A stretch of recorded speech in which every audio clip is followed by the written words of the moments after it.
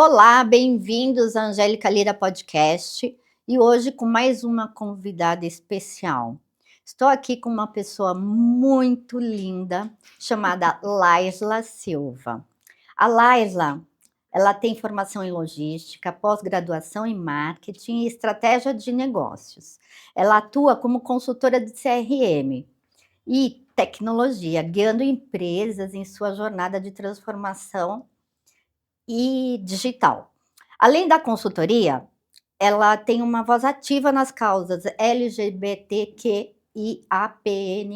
e feminista, promovendo diálogos sobre diversidade, inclusão para a transformação corporativa e social, mãe de pet.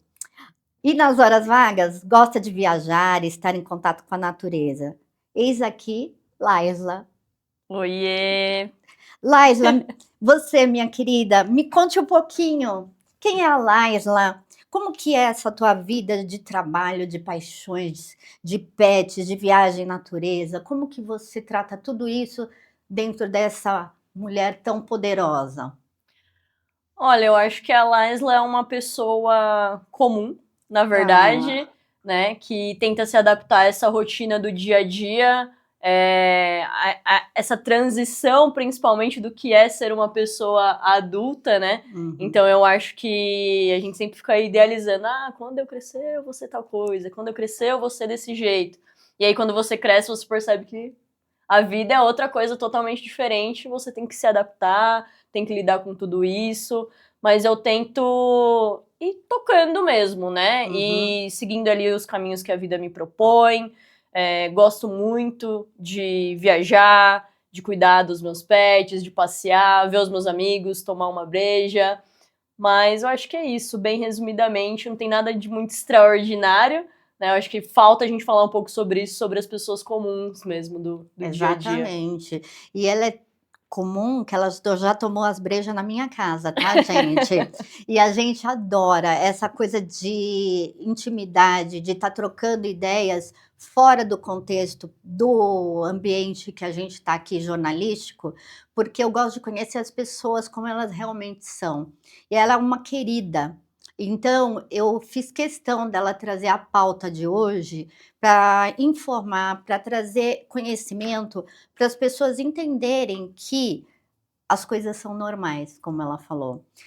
Pensando num contexto assim histórico, vamos começar assim a contar ou entender como foi sua infância, sua adolescência? Vamos sim. Tá, Desculpa, gente. fica à vontade. Vamos lá. Vem coisa por aí. Olha, eu lembro muito pouco, na verdade, da minha infância, assim. Eu lembro bastante de brincar com as minhas primas, então tenho primas que são basicamente da mesma idade que eu, então a gente brincava muito. E sempre fui muito moleca, gostava de jogar futebol, gostava de andar de skate. E aí, enfim, a vida foi passando ali, meus pais se separaram quando eu tinha 10 anos, então eu acho que isso marcou como se fosse um fim da minha infância, assim. Então eu senti que eu tive que amadurecer muito rápido, né? Não tive muito esse viver a infância propriamente ali, né? Então com 10 anos meus pais se separaram e eu amadureci muito rápido. Acho que por conta dessa separação eu me cobrei um pouco amadurecer muito rápido, porque ficava naquele fogo cruzado, né? Então eu sou a irmã mais velha, e aí ficava fazendo aquela ponte da comunicação, tendo que lidar com os dois lados ali, entre pai e mãe. E com 11 anos eu comecei a trabalhar. Então sempre fui, né, uma pessoa muito independente. Não trabalhei porque eu necessitava, né, graças a Deus não passei nenhuma necessidade, nada do tipo, mas por ter essa questão de, cara, eu quero comprar as minhas coisas, eu quero ter o meu dinheiro, eu quero ter a minha liberdade e a minha independência de alguma forma, e aí eu comecei a trabalhar de tia de perua. Então, engraçado, né? Eu cuidava lá das crianças da perua, abria a porta, enfim. Trabalhei até os 13, 14 anos como tia de perua, fiquei lá ajudando. Era um trabalho super informal, 2, 3 horas por dia. Depois, quando eu fiz 14 anos, eu comecei a trabalhar efetivamente em uma empresa como menor aprendiz. E aí, nisso, eu já não me sentia muito uma adolescente de 14 anos, assim, né? Eu já lidava com pessoas mais velhas que eu, já frequentava outros ambientes, um ambiente Uhum. mais corporativo. E aí, desde então, não parei mais, assim, de trabalhar, né? E aí, no meio de tudo isso, já tô entrando aqui em outras pautas. Vamos? No meio de tudo isso, Ah. quando eu tinha 12 anos, na verdade, eu beijei uma menina na escola. Uhum. E aí eu beijei uma menina na escola, aquela coisa, brincadeira adolescente e tudo mais, e eu morava numa cidade relativamente pequena, Tá. num bairro onde minha família era super conhecida. E aí, falei, cara, ou eu falo pra minha mãe que eu beijei essa menina, ou alguém vai falar pra mim. Aham. Aí eu falei, tá, então vou lá falar pra minha mãe que eu beijei uma menina. Aí fui, contei pra minha mãe que eu beijei uma menina e tudo mais. Minha mãe, enfim, não levou muito a sério aquilo Hã. ali, achou que era uma brincadeira. E aí eu percebi que eu gostava de meninas. Sim, Também gostava de meninas, sim. né? E aí, ok, passou. Eu conheci uma menina quando eu tinha 13 anos, e aí foi aquela paixão adolescente, aquela coisa louca que você não sabe Aham. muito lidar com o que tá acontecendo. E aí comecei a me relacionar com essa menina, definitivamente ali. E aí fui contar pra minha mãe novamente, Isso. né? E aí não foi muito bem como da primeira vez, né? Minha mãe, Uhum. ela já estava se relacionando com uma outra pessoa. Essa pessoa também não entendia muito bem o que era isso, da igreja, enfim. E aí minha mãe me expulsou de casa quando eu tinha 14 para 15 anos, mais ou menos. Uhum. E aí eu fiquei num vai e vem entre casa da minha mãe, casa do meu pai. Minha mãe entrava em depressão porque eu saía de casa, aí eu voltava para ficar com ela, mas ela também não me aceitava do jeito que eu era. Muitas brigas. E aí chegou, depois de idas e vindas, assim, chegou um momento que eu falei, cara, eu não quero mais ficar, né, passando por Uhum. isso, eu sou assim, pronto, acabou, eu quero ficar com essa pessoa. E aí minha mãe decidiu que eu não ia mais morar lá, Uhum. que eu ia morar com essa pessoa. E aí, assim foi. Eu saí da casa da minha mãe, fui morar com essa pessoa com 14 para 15 anos, Tá. né? Super nova ali. E me virar. Daí eu cortei definitivamente, assim, naquela época, na verdade, né? Uhum. Os laços, assim, com a minha mãe. Uhum. E morei dos 15 aos 17, mais ou menos, com essa menina, que é minha ex-namorada. Uhum. E foi bem caótico. Então, o caótico começou já lá na fala com a tua mãe, né. Como Uhum. que você, vê, assim, essa, digamos assim, essa revolta por parte dela? Tinha mais a ver com crenças ou com ela te aceitar, Uhum. mesmo sendo filha e não levar, assim, a questão do afeto? Perfeito. É muito louco, né? Porque quando você se entende como uma pessoa LGBT, você espera sofrer preconceito, né? Na Uhum. rua, ou enfim, violência na rua, algo do tipo, que é o que você vê muito, né? A gente vê É. muito isso acontecendo. Mas, por incrível que pareça, o maior preconceito vem das pessoas que estão perto de você. Então, as pessoas que estão mais perto de você são as pessoas que você vai sofrer maior preconceito. Então, tem uma É. música que fala assim: as mesmas mãos que te seguram são as mesmas que te soltam, Nossa, né? E isso é muito realidade, porque o maior preconceito que eu sofri até hoje, ele veio da minha família. Ele veio de da minha dentro. mãe, ele veio de dentro. E essa questão da minha mãe não era nem por crenças ou por ter esse receio também, minha filha pode apanhar na rua ou algo assim. Aham. Não, era o medo do que as pessoas iam falar. O que as pessoas vão Ah, tá. falar da minha filha A ser. sociedade em si, Exatamente. patriarcal, de novo, Exatamente. cobrando uma Um postura posicionamento. O das que pessoas. você vai fazer como mãe, né? Você não tem pulso firme com a sua filha. Então, eu acho que era mais esse medo, essa cobrança que Tá. ela entendeu que ia recair sobre ela e ela Uhum, queria se isentar dessa responsabilidade. uhum. E você fortemente bem, você já com 11 anos começou a trabalhar, você já tinha ali toda uma questão de maturidade muito cedo, né. Uhum. Então sair para você foi muito difícil? Cara, essa aí foi muito difícil. Por mais que você ficar naquele impasse, né? Se eu sair, eu sei que vai ser melhor pra mim, Uhum. mas eu sei que também não vai ser tão fácil assim, Tá. né? Então, como eu comentei, né? Eu tinha trabalhado de menor aprendiz, eu tinha acabado de sair da empresa, tinha encerrado o contrato, tinha aquele dinheirinho, aquela rescisãozinha. Eu falei, cara, vou me virar, né? Vou me virar, vou ir do jeito que dá mesmo. E aí acho que entra muito a questão de não ter o relacionamento com a mãe e Uhum. ser adolescente e não saber muito o que vai ser da sua vida porque você tá na casa de um estranho, né? Por mais que é Uhum. uma pessoa que você se relaciona, você tá na casa de uma pessoa estranha, que não é uma pessoa da sua família. Então eu sentia mais, acho que a ânsia, né? A ansiedade de estar vivendo aquilo lá. Será que eu vou dar conta de tudo? Será que eu vou conseguir sobreviver sem ter que voltar lá e bater na porta da minha mãe com o rabinho entre as pernas, né? Então Uhum. surgia muito essa cobrança comigo mesma, né? Uhum. De conseguir dar conta, de conseguir viver. E você acha que você é do interior, né? Isso. E você acha que por ser de uma cidade menor, isso afeta mais a questão da tua convivência, dessas relações que são, diversas? Você acha que isso é mais cobrado nesse tipo de local? Eu acredito que sim, porque numa cidade pequena, né, geral não tão pequena, vamos colocar Uhum. lá seus 50, 60 mil habitantes mais ou menos, não são tantas pessoas que são LGBT, por exemplo. Então Uhum. quando eu me assumi, eu tinha meus 12, 13 anos, que eu estava entendendo que eu era isso mesmo, eu era a única pessoa da minha turma de escola, por exemplo, Tá, que tinha se identificado como LGBT. tá. Todo mundo era hétero, né, até então. Nossa, até Então era algo tipo assim, nossa, meu Deus, aquela menina lá é assim. E entendi. o olhar das outras pessoas também, né? Tipo, você já.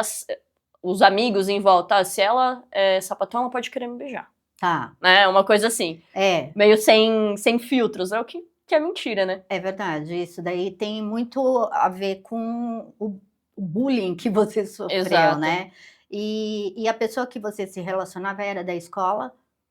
Ela era da mesma escola que eu, ela era mais velha já. Eu Uhum, tinha 13, ela tinha já seus 17. uhum, Então a gente estudava em períodos diferentes, mas como era da mesma escola, todo mundo conhecia todo mundo, assim, né? Mas uhum. era da mesma escola. E depois dessa mudança toda, imagina você, uma adolescente com todos os hormônios ali também tendo sua revolução, né, porque eu falo que essa época é a época da revolução dos hormônios, né. Uhum. E tudo isso junto e misturado. Mesmo você, uma pessoa empreendedora, madura, trabalhar com 11 anos, imagina, mesmo com tudo isso, qual foi a tua maior dificuldade? Eu acho que a maior dificuldade é, acho que assim, aceitar um pouco da sua realidade, assim, sabe?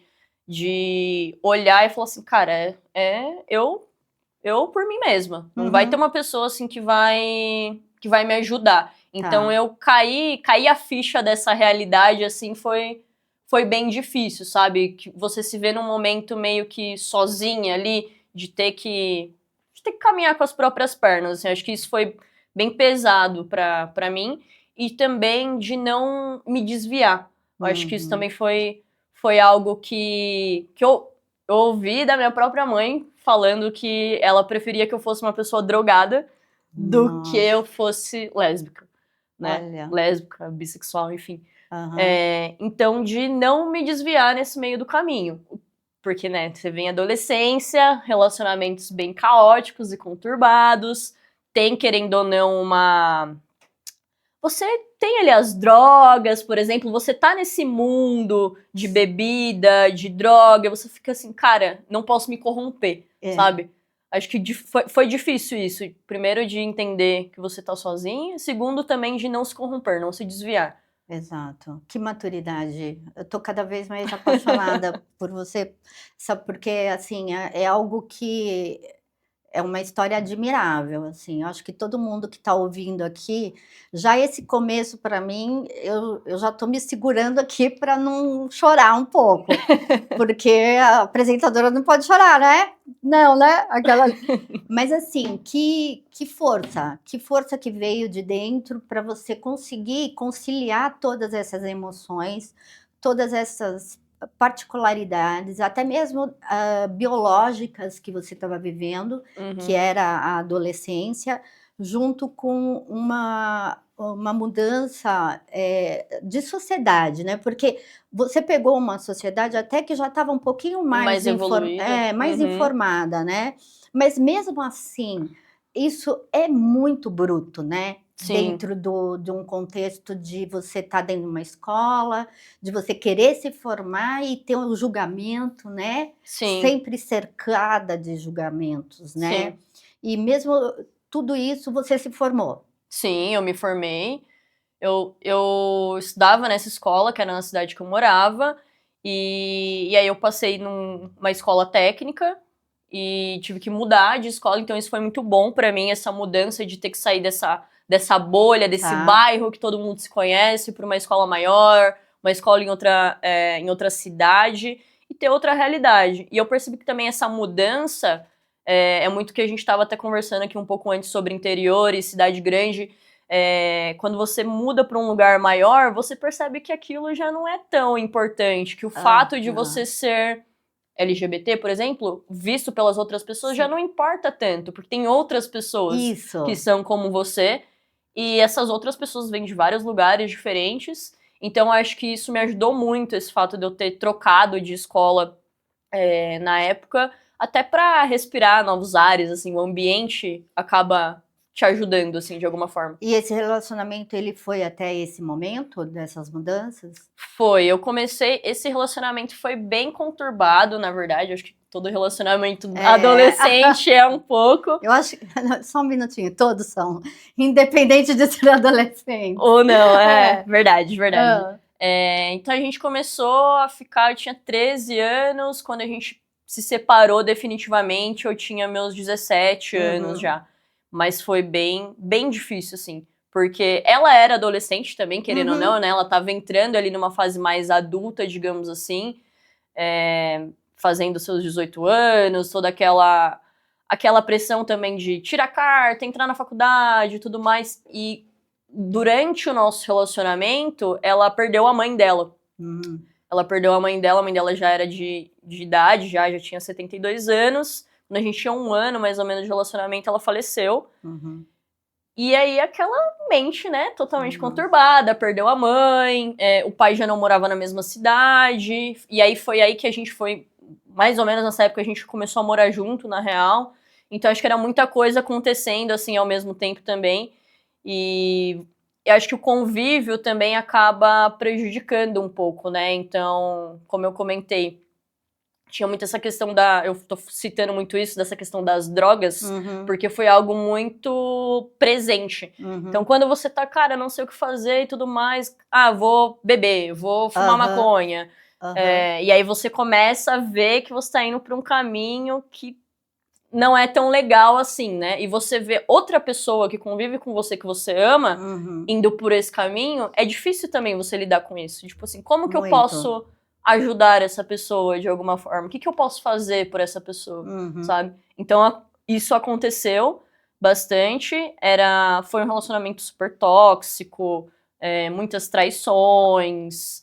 E até eu entender que eu tinha que sair daquilo, né? Eu tive que Uhum. entender que eu precisava sair daquela situação e tudo mais, e colocar um ponto final. Foi Tá. bem difícil conseguir terminar, assim, né? Desfazer esse vínculo. Pelo que você descreve, eu falo bastante, até já participei de vários podcasts falando sobre isso, e a gente tem muito, tá virando quase uma pandemia o narcisismo, né. O Sim, que é o relacionamento tóxico que vai minando as pessoas sem elas perceberem. sim. E são sutis, são diariamente sutis, né, Uhum, ao ponto de quando você chega e fala: "Não dá mais", fica mais difícil ainda o término, né. com certeza. E aí além de tudo, tinha a imaturidade do relacionamento ali, né. Com Você certeza. podia ser uma menina madura, e a outra pessoa também, mas o relacionamento em si, dentro de uma perspectiva de toxicidade, vamos falar assim, Uhum. ele vai minando, ele vai se autodestruindo, né. Sim. E o falar o basta é algo inteligente e terapêutico, né, Uhum. porque senão você fica doente, Com certeza. né. Eu trato muito essas questões da terapia em ajudar a gente a se entender e saber que a gente não pode salvar ninguém. Uhum. Quando você falou: "Como a gente salva o outro?", não podemos. É impossível salvar o outro. Sim. O autocuidado, é você se preservar, é você se cuidar. O amor tem que vir primeiro próprio e depois pelo outro. E é Perfeito. essa ordem que ainda a gente não sabe lidar, né. Uhum. E são as experiências da vida que vão trazendo, né. Sim. E você acredita que esse rompimento trouxe essa visão de amor próprio para você? Com certeza, com certeza. Eu acho que era muito difícil, porque eu me via muito dependente emocionalmente da outra pessoa, Uhum, né. Então, cara, como que eu vou viver se eu não tiver essa pessoa? Como perfeito. que eu vou viver sem acordar do lado dessa pessoa? Isso com Uhum. 17 anos, É, né, o que era mais é. louco ainda. Mas com certeza trouxe sim essa independência de poder ter as escolhas próprias, saber qual caminho quer seguir, e não ter, eu acho que existe aquele amor que ele é meio invejoso, assim, sabe? Uhum, Tipo assim, pô, você vê a pessoa se dando bem, você fica feliz, mas você também não tá tão feliz assim, quanto se fosse com você que tivesse acontecendo aquilo, né. uhum. Então eu acho que isso me libertou de alguma forma, de, cara, eu quero estar perto de pessoas que realmente me querem bem, Que realmente genuinamente, não porque, ah, beleza, sabe, legal que ela tá feliz. é, Então eu acho que isso foi um divisor de águas, assim, pra mim, esse término. né. E daí você já estava trabalhando nessa época? Sim, sim, já estava trabalhando, consegui entrar em uma outra empresa nessa época, eu aluguei uma casa, fui morar Uhum. sozinha, né, então foi todo um processo de não foi só o término, né, foi o término e toda essa transição de morar em um outro lugar, de morar sozinha definitivamente, Um então foi emprego também, um emprego né. novo, exatamente. E você é formada em logística? Eu sou formada em logística. E o que que te atraiu para entrar nessa área? Então, eu brinco assim que de graça tem injeção na testa, né. Pois é, porque é uma área mais, menos escolhida, vamos falar assim, Sim, né. sim, sim. Até um pouco mais masculina, assim, eu diria também. Exatamente. Eu trabalhava na área comercial, na verdade, mas eu tinha muito contato com a equipe de logística na época, e eu morava em Jundiaí, na FATEC de Jundiaí, não tem muitos Uhum. cursos, um dos cursos é o curso de logística, e eu passei. Na época, eu não tinha condição de pagar a faculdade, nada, eu falei assim: "Cara, melhor eu fazer essa faculdade, que é gratuito, do que eu não fazer nada", Hum. né. E aí eu fui, fiz a faculdade, foi ótimo, assim, acho que eu aprendi bastante coisa, não me arrependo de ter feito. E aí a vida foi se encaminhando de me levar para outros lugares, de fazer coisas que eu me identificava mais, mas querendo ou não ter essa base foi importante, assim. E como que você foi entrando nessas corpora no mundo corporativo, na realidade, e você foi galgando os espaços dentro de um mundo, de uma sociedade patriarcal, onde o machismo é muito efetivo, principalmente dentro das empresas, Uhum. as políticas internas são muito, misóginas ainda, porque eu Totalmente. sei porque eu trabalhei em RH há 25 anos. Uhum. Então, toda a parte de estrutura de uma empresa, tanto desde o salário até a avaliação, ela é diferente, né, Não, é para totalmente, totalmente mulheres. diferente. Até hoje, né, as mulheres ganham menos do que os Uhum, homens, assim. Assim, o processo corporativo pra mim foi algo muito natural, ele foi acontecendo naturalmente. Então, eu sou uma pessoa que já falo pelos cotovelos, já me aham, identifico muito como uma pessoa que se comunica bem, e aí eu nessa época eu estava trabalhando em uma empresa super tradicional da cidade e que eu não me sentia confortável de realmente falar quem eu era, com quem eu me Aham. relacionava. Então eu sentia que não tinha esse espaço Tá. para se expor, né? Então sempre mentia muito sobre, tipo, né, o que você fez no final de semana? Aham. Ou quando eu falava que eu estava me relacionando com alguém, eu sempre falava assim, mas a pessoa, nunca dando Sempre dá um gênero, disfarce. isso, nunca dando gênero pra pessoa, pra não sofrer nenhum julgamento ali dentro daquele ambiente corporativo, né? E sempre fui muito nova também, então sempre fui a pessoa mais nova que trabalhou no setor, Aham. né? Eles tinham essa visão meio tipo, ela ainda é muito novinha, né? Muito bebezinha, assim. Uhum. E foi bem complicado. E aí eu comecei cara, LinkedIn e me relacionar com outras pessoas que trabalhavam em outras empresas. Como que é aí? Como que funciona? Como que é esse clima?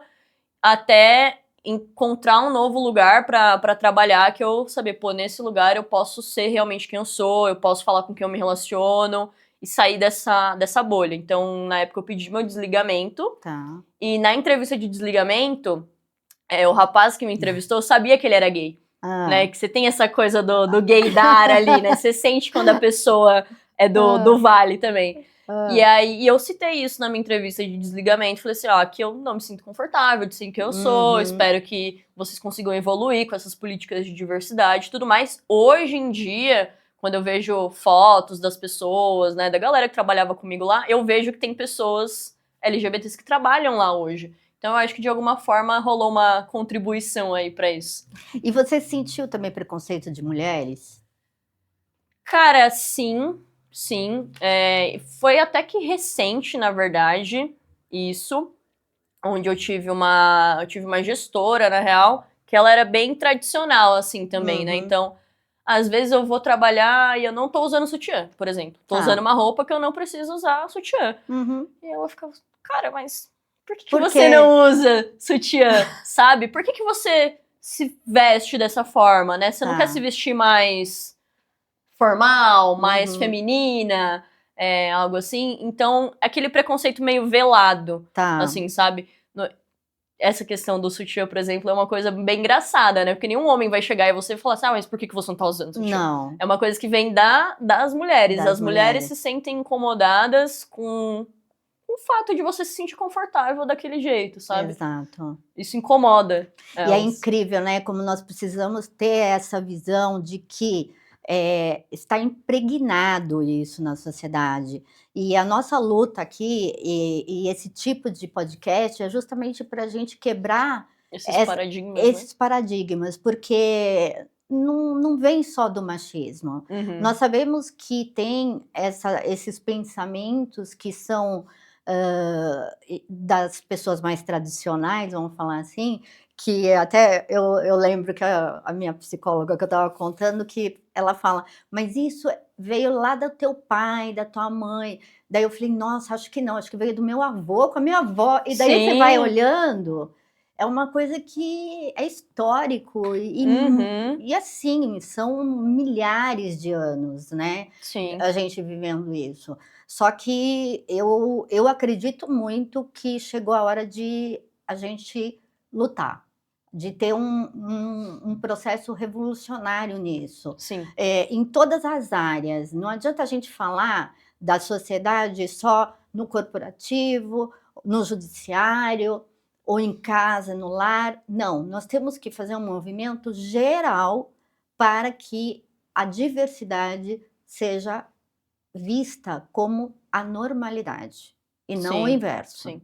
Hoje em dia, inclusive, eu acho que para essas novas gerações que vêm surgindo, isso não é nem muito pauta para eles. Não. É algo natural, realmente. Tipo, tem um homem, dois homens andando de mão dada. Sim. Tá, e aí, qual que é o problema Aham. nisso, né? Não é pauta para essa geração que vem agora, né? Eles não enxergam isso como um problema, já é que é mais sem filtros, assim, eu vejo. Eu, pelo menos os meus filhos estudam numa escola extremamente diversa, Uhum. que eu sou muito feliz por isso, porque a gente vê o ser humano como ele é, Sim, respeitando ele como ser humano, como com as suas verdades e o respeito acima de qualquer coisa. E isso que eu acho que é importante, a gente falar de respeito, Com né? O certeza. respeito é você olhar o próximo sem julgamentos, né? Uhum. Sem você estar julgando a roupa, como você falou, o jeito de se vestir, de andar e tudo mais. E realmente eu estou vendo uma geração mais atual que vem de algumas, digamos assim, formações e famílias que já estão falando assim: "Não dá mais para eu controlar isso", Sim, sim. porque não vem mais só de dentro da família. A informação está vindo de podcasts como o nosso, como Uhum. vários outros que abrangem esse tipo de tema, e também, hoje em dia, a informação tá aí, você trabalha Sim, com na palma isso da mão. também, e Uhum. sabe que a gente pode acessar a qualquer momento Com certeza. uma informação sobre uma diversidade, sobre LGBT, sobre as pautas que estão sendo Uhum. discutidas, né. E eu acho que hoje em dia tem novos conceitos de família também, né, porque vamos colocar, vai, há 20, 30 anos atrás, era um homem e a mulher, O casaram, filhinho. tiveram filho e só. Hoje em dia não, hoje em dia você vê outros conceitos de família, né, ou até uma mãe solo, um pai solo que adotou uma Uhum. criança, ou 2 pais ou 2 mães. Então a gente acho que a minha geração, por exemplo, que a gente não quer muito ter filhos, né, Aham. digamos, a gente tem pets no lugar dos filhos, eu acho que a gente é muito mais consciente também. Então, na minha idade, na minha idade, minha mãe já me tinha e eu já tinha 4 Uhum. anos, né. Hoje em dia, eu não me sinto madura para cuidar de uma criança, né. E a gente é mais consciente, tipo: "Cara, eu vou colocar uma criança no mundo, como que eu vou educar essa criança? O que que eu vou prover para essa criança?", sabe. Antigamente não, era: "Ah, cara, eu vou ter filho e aí ele vai se virar, ele vai viver", né. Então acho que a gente também olha muito mais para isso e se preocupa mais como a gente vai educar essas Uhum. pessoas que vão vir, né, depois de nós. Então, acho que isso é um grande ganho da sociedade como um todo, sabe. Ai, eu fico admirada de ver você falar assim, porque você é essa nova geração, então, pra mim é um orgulho podendo, na minha idade, ter aprendido isso. Uhum, Porque para mim foi um aprendizado, gigante conviver com minha filha, com meus filhos, que são diversos, eles são respeitosos, eles vivem nessa sociedade que já está eu falo uma nova era, né. sim. Então assim, eu fico admirada e esses espaços aqui é para isso. Agora sim, voltando um pouquinho dentro da área profissional, o teu mercado, ele é bem mais rígido, vamos dizer assim. Você trabalha com tecnologia. Isso. Como que é a tecnologia? Assim, voltando para aquele ambiente masculino, né, Uhum, eh, e também de mentes mais focadas, pessoas uhum, mais introvertidas, né. uhum. Como que você se relaciona, por exemplo, você é chefe tem uma equipe? Tenho, tenho. Então, como que é esse relacionamento? Olha, é complicado porque o mercado ele ainda é muito masculino, Uhum. né. Eu acho que existem poucas mulheres em posições de liderança hoje. Você vê uma ou outra que acaba, destoando, assim. Eu trabalho em uma empresa onde, graças a Deus, a CEO é uma mulher, né, Uhum. mas eu trabalho com consultoria também e tenho clientes que são do mercado de logística, por exemplo, que é o velho cabeça branca, homem branco, hétero, de seus 50, Cis. 60 cis, dos seus 50, 60 anos, que tem dificuldade de ouvir uma menina de 23 anos falando que ele tá fazendo uma coisa errada, Gente, né. isso é fantástico. Então isso é muito complicado de você eu acho que tem uma questão de ser homem e mulher, de ter esse Uhum. ego, né, essa questão do machismo mesmo, e tem a questão um pouco do etarismo também. Tipo assim, essa pessoa Total. é mais nova que eu e ela tá falando que eu tô fazendo coisa errada, sabe? Você tem que comer muita, Muito. muita terra para chegar onde eu cheguei. Sim. Então, acho que existe muito essa questão. E hoje em dia, no mercado de trabalho, a gente vê muito mais isso, né? As duas gerações tendo que trabalhar em conjunto, tendo que entender um melhor uma da outra. Então, eu sempre tento levar com naturalidade, com leveza, né? Tipo, eu sei que outra pessoa tem algo que vai me agregar, que ela pode me ensinar, mas ela também tem que dar o meu espaço de fala, né? Hoje eu tenho uma equipe, na minha equipe tem 2 mulheres e um homem, todos mais velhos do que eu. Na verdade, tem uma pessoa só que tem a mesma idade que eu, e é muito difícil de lidar, de você conseguir demonstrar autoridade, demonstrar que, cara, eu sei do que eu tô falando, vai por aqui que vai dar certo, sabe? Fazer com que a pessoa confie em você. Mas, de novo, acho que a gente tem que levar com muita naturalidade, entender o lado humano também. Então, são pessoas que estão vivendo a primeira vez, tá todo mundo vivendo pela primeira vez, então tá todo mundo aprendendo, né? E se resumir a sua insignificância também, de saber que você não sabe de tudo, né? Não ter arrogância. Isso é algo que foi bem difícil pra mim, que eu trabalho até hoje, assim, de não entender que eu não sei de tudo, que as pessoas podem me agregar também. Então, eu acho que você chegando com humildade e cuidado também com a outra pessoa, a ideia é que todo mundo conseguisse respeitar e trabalhar bem em conjunto. Tá, e nesse ponto de liderança, ter uma líder LGBT, como que é para eles, você vendo eles de fora, como que é isso? Olha, é muito engraçado que na empresa que eu trabalho atualmente, a gente rodou um censo de diversidade lá. E uma das perguntas era qual que era a sua orientação sexual, né? E 70% da empresa se declarou heterossexual. E aí eu até soltei uma piada onde eu falei assim, nossa, tá errado esse censo aí, porque eu conheço mais pessoas eu que acho são. que alguém não falou alguma coisa. Exato, exato. Mas hoje eu tenho, por exemplo, uma pessoa do meu time que ela é homossexual também, então é muito tranquilo, como eu falei, né? Eu acho que pra essa nova geração não é tanta pauta assim, já é algo mais comum. E eu até brinco que a gente tem a cota hétero no nosso setor, né? Não é a cota LGBT, é a cota hétero do setor. Tá. Então é muito tranquilo, mas é óbvio, né? Pela empresa que eu estou, é uma startup, que já é um pessoal mais novo, né? Então a gente tá numa faixa etária ali de no máximo 30 anos, né? Então já é mais tranquilo de você lidar. Diferente quando você trabalha numa multinacional, de uma empresa que tá há muito tempo no mercado, aí você teria que ter um tom ali um pouco diferente, né, pra Me trabalhar. veio na cabeça um banco, assim. Um banco da vida.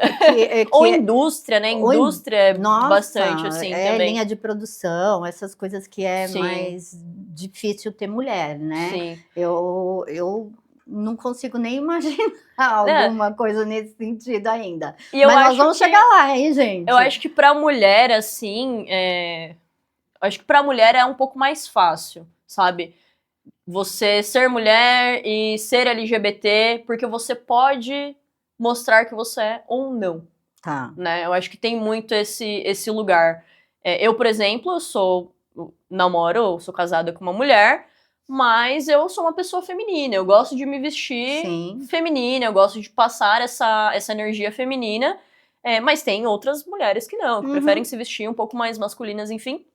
E tem o homem, eu acho que quando ele é gay, é nítido que ele é gay, sabe? São, acho que, raros os casos que conseguem passar uma postura tipo assim, não, eu sou o homem hétero, né?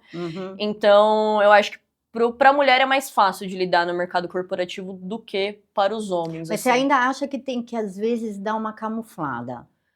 Tem que dar uma camuflada, Eu e a Laura, a gente até brinca, né? Quando a gente não quer falar que a gente é um casal, a gente fala que a gente é irmã. Quando a gente sabe que é uma pessoa que não vai entrar na cabeça de jeito nenhum. A gente não quer gastar nossa energia pra tentar também, sabe? Então, não, a gente é irmã e tá tudo bem. Hoje, graças a Deus, no trabalho que eu estou atualmente, eu não preciso passar por isso. Mas no dia a dia mesmo, às vezes você se depara em alguma situação que as pessoas perguntam, o que vocês são, né? Vocês são irmãs ou vocês são um casal, né? Aí, às vezes a gente fala que a gente é um casal, às vezes a gente fala que a gente é irmã, pra não ter que ficar se explicando muito. Ai, nós vamos chegar num tempo que não vai precisar disso, Por né? favor. É isso que eu penso, né? E é justamente sobre isso que eu queria falar com você. Que olhando o futuro da tecnologia e dos negócios no Brasil, dentro desse ramo que você trabalha, qual a transformação relacionada à igualdade de gênero e diversidade dentro dessas empresas que você gostaria que acontecesse? Olha, eu gostaria que as empresas levassem isso mais a sério mesmo, né?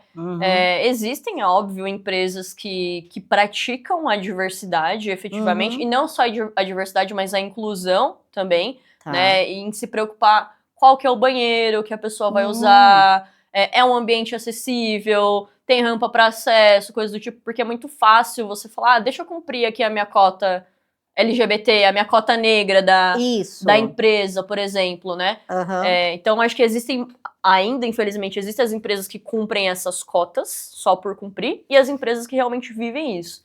Então, junho, né? O mês que estamos, mês do orgulho LGBT. Todas as empresas vão se comportar dessa forma, né? Vão expor ali, vão levantar a bandeirinha, mas no dia a dia não vivem isso. Então, eu acho que o que eu espero é que as empresas realmente vivam essa realidade.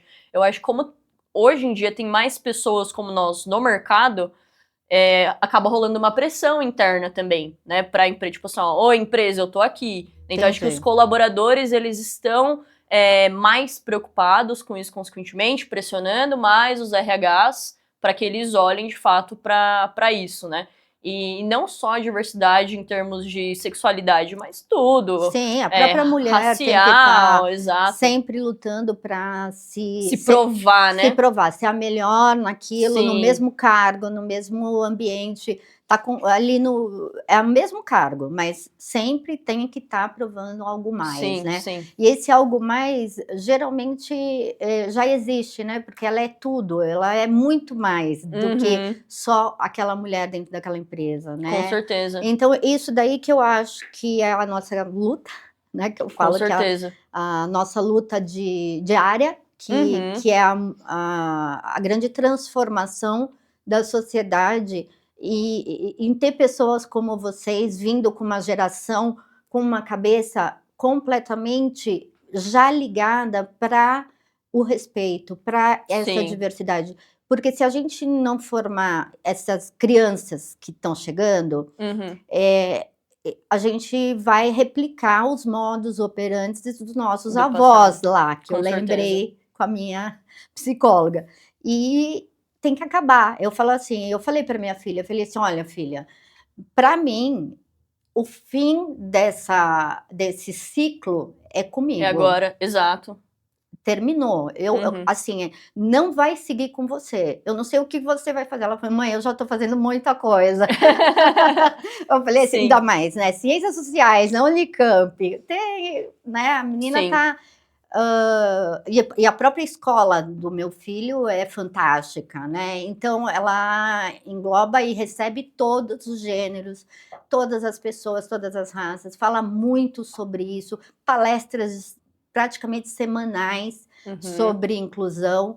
Então, é algo que é um esforço que nós vamos fazer. Sim. Mas nós estamos tentando não, nós conseguimos mudar a sociedade aos poucos. Com certeza. E com esses debates mais profundos, mais verdadeiros, mais sentimentais, que vêm do coração, como esse que a gente acabou de ter, né? Sim, a minha vizinha querida, né?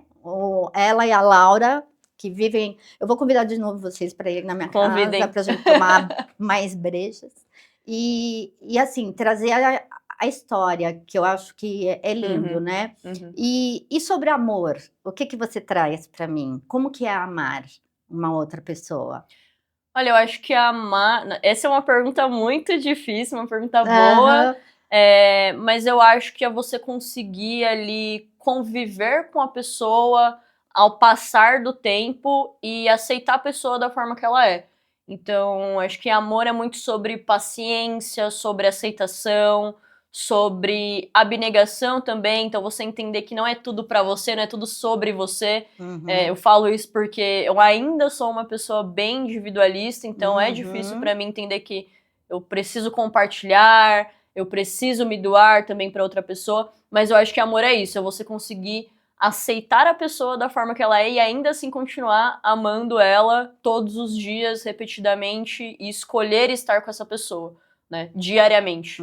Então essa consistência, né, acho que o amor, todo mundo fala que o amor é paixão, não sei o quê, não, pra mim acho que o amor é rotina, né, é você estar na sua rotina cansativa de acordar todos os dias, de ter que ser high performance e mesmo assim você vai estar com aquela pessoa do lado e você vai parar ali um tempinho e vai encontrar a paz ali em ficar com aquela pessoa, mesmo em dias caóticos que a gente vive. Que lindo! E esse amor que você está falando, eu acho que é válido para a sociedade, não só entre um casal. Eu acho que o que você falou é o amor que deve ser no mundo. Com Então, certeza. foi lindo o que você falou. Eu tô de novo emocionada aqui, porque é o amor que eu gostaria para o mundo, tudo isso que você vivesse, falou. Porque você falou de respeitar, de admirar, Sim. de estar com as pessoas, simplesmente por estar gostando de estar com elas. Isso pode ser com qualquer pessoa, Sim, né. exato. E é isso que eu acho que é admirável, assim, sabe. Eu, antes de finalizar, eu trouxe teve eu vi no Instagram, o Igor, psicólogo, inclusive o arroba dele é Igor Psicólogo Oficial. Muito obrigada, achei lindo o que ele falou. Ele falou sobre lésbica, então é uma das palavras, né, que nós temos para tratar sobre a homossexualidade com mulheres. A palavra lésbica não nasceu na ciência, mas nasceu da poesia e carrega o nome de uma ilha, aonde as mulheres amavam outras mulheres. Há mais de 2000 anos atrás, na Grécia Antiga, uma mulher chamada Safo, que vivia na ilha de Lesbos, escrevia poesias com amor, intensidade e um profundo afeto para outras mulheres. Safo ousou por amor entre as mulheres no centro da sua arte.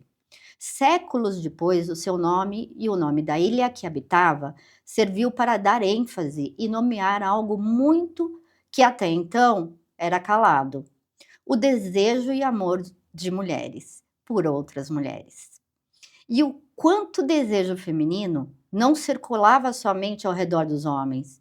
Ser lésbica passou então a ser um sinônimo de identidade, de existência e de resistência à estrutura patriarcal. Neste momento, passou a ser algo muito maior do que simplesmente uma identidade, uma orientação sexual. Herdar também um legado de poesia e arte, e coragem. É lembrar que há séculos mulheres se amam, se escrevem, se acolhem e se querem. Por mais que toda a estrutura patriarcal tente lhes oprimir, lhes afastar, tente lhes sufocar. Diante de cada vez que uma mulher ama outra, Safo renasce na história de outras mulheres que tem por vir. Que Que lindo lindo, isso, né? né? Não conhecia, Eu também adorei. não, adorei, Igor, muito obrigada. Essa história é maravilhosa. Muito E boa. dedico a você esse amor Obrigada. lindo que você acabou de descrever. Eu acho que está todo aqui dentro dessa história de Safo. Com certeza. E com certeza essa poesia, ela engloba o teu relacionamento, porque eu conheço. E eu sei o quanto a Laura admira você, quanto ela tem você como uma referência, um carinho, um cuidado. E eu acho que o amor é cuidar Sim. também. Então, a última coisa que a gente sempre faz aqui é sobre a justiça. Olha que interessante, a gente sempre fala sobre justiça, né. Então nós estamos aqui quase com o símbolo da justiça. Ela está vendada com uma fita. Você pode tirar essa fita, Laisla, e desejar, se ela visse, abrisse os olhos, o que que ela poderia ver para a sociedade? Olha, isso é uma pergunta bem difícil, fiquei refletindo sobre esse tema. Vamos lá, vamos tirar a vendinha dela aqui. Isso. Eita, tá difícil tirar essa venda, hein? É só Vamos lá. puxa, assim, acho que a última vez a gente apertou um pouco demais. Vamos lá. Pronto.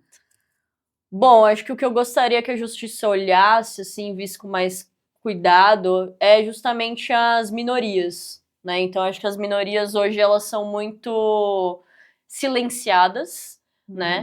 Uhum. E que a gente fala muito sobre o conceito de igualdade de gênero, etc., mas fala mais sobre o conceito de equidade, né? Que é quem realmente precisa. Será que eu consigo igualar essas pessoas? Será que eu consigo dar insumos, recursos suficientes para que todos tenham exatamente as mesmas oportunidades? Então, Uhum. eu acho que, infelizmente, hoje no Brasil isso ainda não acontece. Não temos É. políticas públicas para isso. E eu gostaria que a justiça olhasse mais para esse sentido, para que todos tenham as mesmas oportunidades, né? A gente fala muito sobre meritocracia, sobre fazer por merecer. Eu, por muito tempo, preguei um pouco desse discurso da meritocracia, e hoje em dia eu já vejo que não mais, porque é Uhum. muito fácil. Eu ainda, mesmo fazendo parte de uma minoria, sou uma mulher branca, né, e tenho os meus privilégios, Uhum. não precisei passar por muitas coisas que outras mulheres ainda passam hoje em dia, então foi difícil o caminho que eu percorri, mas para outras pessoas é mais difícil ainda, né? É Então a gente verdade. fica falando muito sobre ter que se provar perante um mercado ali, perante os homens, e ter que trabalhar mais do que a mesma pessoa que faz o mesmo que você ainda tem que trabalhar mais. Mas eu acho que tem pessoas que ainda estão mais para trás ainda, né? Trazendo para um conceito básico, por exemplo, trabalhar presencial. É Uhum. muito fácil você trabalhar presencial quando você vai no seu carro, no seu Uhum. ar-condicionado, você já mora perto do trabalho, você não pega tanto trânsito, do que Verdade. quem mora muito longe, depende de metrô, enfim, já perde horas do dia ali. Então eu acho que a gente tem que pregar mais equidade, olhar mais para as minorias e dar mais acesso, dar oportunidades para essas pessoas. Fantástico. Eu sou apaixonada. Gente, eu só tenho a agradecer a participação da Laisla aqui, e que tudo isso que ela mencionou, tudo isso que nós falamos aqui, seja replicado para o mundo, e que cada programa nosso tenha um olhar de informação para quem precisa. Muito obrigada pela audiência de vocês. Até a próxima.